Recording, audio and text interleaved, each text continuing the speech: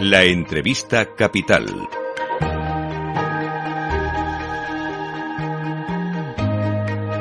Luis Vicente Muñoz. Es uno de los grandes temas del momento, lo es desde luego en el comienzo de esta semana, y estamos hablando del activo que forma parte del corazón de la economía, de la energía. Hablamos del petróleo, vamos a comentar las últimas noticias, las expectativas de la industria con nuestra invitada capital. Es Inés Cardenal, directora de Comunicación y Asuntos Legales de la Asociación de Operadores de Productos Petrolíferos, de la AOP. Bienvenida, Inés, muy buenos días. Muchísimas gracias, Vicente. La AOP incluye a la mayoría de las empresas, las compañías integradas más importantes que operan en España. Están BP, Cepsa, Eni, Galp, Cumbor, Repsol, Saras, entre otras compañías. Bueno, imagino, Inés, que las noticias de la noche, las que está publicando Reuters, de que por fin parece que se libera la posibilidad de recoger petróleo venezolano para traerlo a Europa, podrían hacerlo Repsol y Eni, gracias a que Estados Unidos libera los obstáculos. Es una nueva vía que se abre para sustituir el petróleo ruso, parece. En la coyuntura en la que nos ha situado la invasión de Ucrania por Rusia, pues efectivamente vemos cómo se están produciendo este tipo de movimientos en los mercados que al final lo que buscan es sustituir ese crudo ruso que va a faltar. La invasión, como hemos visto en las últimas semanas, ha llevado al mercado una incertidumbre y una volatilidad muy grandes. Y efectivamente, pues hay que garantizar ese suministro a Europa y se producen este tipo de movimientos, sí. ¿Dónde están ahora los puntos de atención y de trabajo y de tensión en la industria? Como decía, los precios están sometidos a una altísima volatilidad. Vemos cómo pues habrá que ver qué efecto tiene la decisión de la semana pasada de la OPEP, que algunos analistas consideran que es insuficiente para reequilibrar el mercado. Qué efecto tenga el veto de la Unión Europea al crudo y a los productos rusos. Cómo estos movimientos que comentabas de esta mañana pues pueden neutralizar de alguna manera ese veto. Y por la parte de los precios, como vemos, mucha tensión, pero yo creo que un mensaje de tranquilidad por la parte del suministro en el caso de España. Yo creo que nuestros oyentes a lo mejor no lo saben, pero nuestro sistema de refino es uno de los más competitivos y flexibles de la Unión Europea. Este sector invierte siempre mucho en refino, pero entre los años 2008 y 2012 se produjo una inversión especialmente fuerte y eso hace que nuestras refinerías puedan procesar crudo de muy distintas calidades y orígenes y, por tanto, tenemos muy diversificado el suministro. ¿Cómo está la demanda? Porque en España imaginamos que, en cierto modo, la subvención de los 20 céntimos del gobierno por lo menos la ha sostenido, ¿no? Ha evitado un poco el impacto, aunque se dice que ya ha sido encajado por las subidas de precios. Bueno, ahora hablamos de eso. Vamos con la demanda. La demanda, bueno, es que toda la situación que llevamos desde hace 2 años y medio pues ha alterado muchísimo, ¿no? El mercado. Todavía no hemos recuperado los niveles de demanda del año 2019, pero efectivamente se está recuperando con fuerza respecto al año 2021, en el que todavía había muchas restricciones en la movilidad. Hablabas de que se ha absorbido. Pues mira, está pasando, Luis Vicente, todo lo contrario. ¿Ah, no? Sí, es verdad que ha habido un informe que ha asegurado que se estaban absorbiendo hasta 5 céntimos de euro. La realidad es que ese informe toma como base el crudo Brent y el crudo Brent no marca el precio de los carburantes en el surtidor. Tenemos que fijarnos en las cotizaciones internacionales de la gasolina y del gasóleo ya refinados. Y con esos datos, si cogemos desde como base el 1 de abril, la realidad es bien distinta. La cotización internacional de la gasolina ha subido 32 céntimos y el precio de la gasolina en el surtidor solo 19. En el caso de gasóleo, 18 céntimos la cotización internacional y el precio en el surtidor 5,5. O sea, no solo no se están aumentando los márgenes, se están estrechando. Y eso es consecuencia del compromiso de este sector con el país en momentos difíciles. Yo creo que nuestras compañías asociadas lo han demostrado, han ido mucho más allá de la bonificación del gobierno, con descuentos bastante mayores. Compromiso que ya se puso de manifiesto, por ejemplo, en el confinamiento en 2020, con caídas de la demanda del 80% y del 95% en el caso del queroseno. Mantuvieron abiertas operativas todas las refinerías y abiertas el 97% de las estaciones de servicio. Como digo, compromiso del sector con el país, siempre en momentos de dificultad. Los que saben de empresa conocen que un estrechamiento de márgenes no es una buena noticia, porque puede afectar a los planes de inversión, y más en un momento en el que es necesaria la transformación, sobre todo ese mundo más sostenible, que en el caso de los operadores incluirá los biocombustibles. Por supuesto, el sector del refino en España está inmerso ya en un proceso de transformación sin precedentes para alcanzar la neutralidad climática en 2050.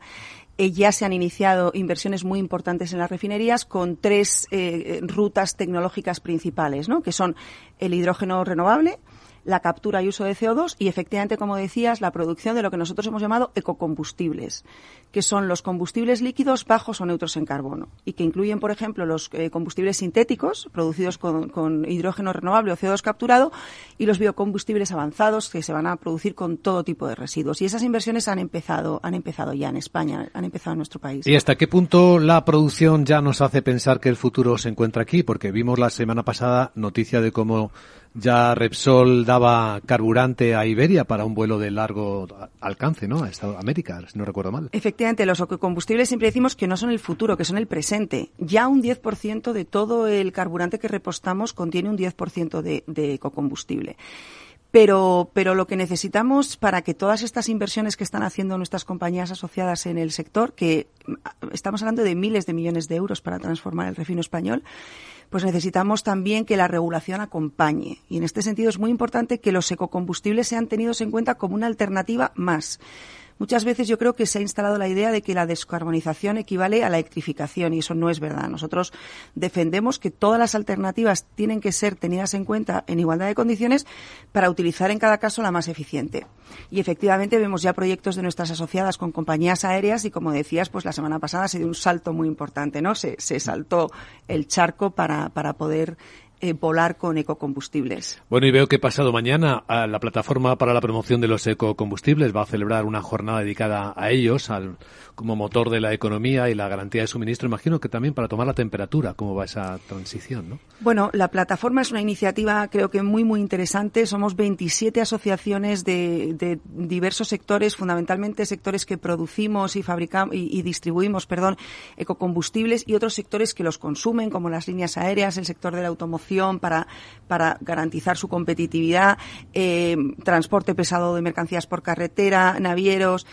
Y lo que pretendemos es lo que te decía, ¿no? Que la neutralidad tecnológica se instale de verdad en el diseño de la transición energética, porque estos sectores van a necesitar otras opciones. No siempre la electrificación es factible y necesitan una opción que sea justa, eficiente e inclusiva, que les permita descarbonizarse de la manera más coste eficiente. Y efectivamente, el día 8 nos reunimos para poner todo esto de manifiesto, porque, como decías también, los ecocombustibles son una oportunidad en este contexto que vemos lo que le está costando a Europa ser dependiente energéticamente del exterior. Con los ecocombustibles vamos a usar recursos autóctonos porque vamos a utilizar en muchos casos energías renovables o residuos de todo tipo y, por tanto, creemos que no se puede desaprovechar la oportunidad de potenciarlos para aumentar nuestra seguridad de suministro. ¿Qué es lo que mejor puede impulsarlos? ¿Demanda de consumidores, por ejemplo, del transporte, regulador o que aumente la oferta, que todavía no es nada grande? Efectivamente, bueno, la oferta van a ir aumentando paulatinamente. El compromiso de nuestro sector es que en 2050 cada litro de combustible líquido que vendamos sea neutro en emisiones de CO2. El compromiso del sector está aquí y la intención de transformar el refino en España con una oportunidad sin precedentes. Pero, por ejemplo, ahora se está discutiendo en Europa la prohibición del motor de combustión. Eso sería, desde luego, un golpe muy importante. ¿Por qué vamos a prohibir una tecnología que puede ser igual de climáticamente neutra que un coche eléctrico? Desde luego necesitamos el impulso de la regulación, porque por la parte de la oferta nosotros estamos aquí y tenemos ese compromiso, y por la parte de la demanda los ecocombustibles lo bueno que tienen es que son compatibles con la infraestructura que tenemos actualmente, más de 11.600 estaciones de servicio, y con el parque actual. No tenemos que esperar a que se cambie, a que se instale toda la infraestructura de recarga, ni a que se cambie todo el parque automovilístico. Pues ha sido un buen vistazo al momento que vive este sector, el petrolero, y la nueva industria que se está generando alrededor con los ecocombustibles como alternativa en búsqueda de ese compromiso de neutralidad climática en la que todos estamos. Hay una pregunta de fondo en el tiempo, Inés, que no sé si es posible responder. Como buena parte de estas compras se hacen con futuros, que se estén pagando estos precios significa que vamos a tener durante un tiempo extendido altos precios. En este sector, y tú lo sabes mejor que nadie, hacer previsiones es equivocarse seguro. Estamos en un contexto de tanta incertidumbre y tanta volatilidad que hay muchísimos factores que tendremos que tener en cuenta para ver qué va a pasar. y sobre los precios de los carburantes en el surtidor, como dependen de estos factores internacionales, estamos en la misma situación. Yo recomendaría a los oyentes poner en práctica consejos de conducción eficiente. Puede parecer una cosa menor, pero puedes conseguir ahorros de hasta el 15% en consumo y también, por tanto, en emisiones de CO2. Cosas tan simples como no llevar carga innecesaria, como mantener adecuadamente la presión de los neumáticos, parar el motor si vas a estar un tiempo sin parado. Bueno, como digo, son importantes. Sencillas pero importantes. Inés Cardenal, directora de Comunicación y Asuntos Legales de la Asociación de Operadores de Productos Petrolíferos. Gracias y buenos días. Muchas gracias, encantada.